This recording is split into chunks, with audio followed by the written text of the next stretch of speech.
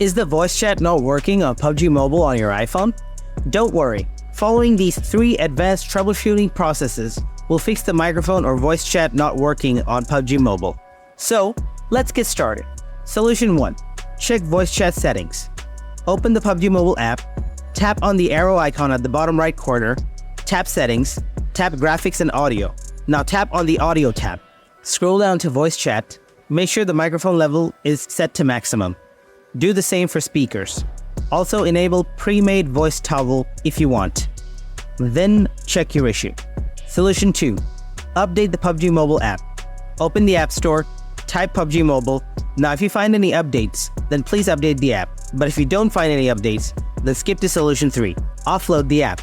Open Settings, scroll down, tap General, tap iPhone Storage, search PUBG Mobile, tap on it, tap Offload app, tap Offload app again. And lastly, tap Reinstall app. Hope one of these processes will fix the voice chat issue in PUBG Mobile on your iPhone.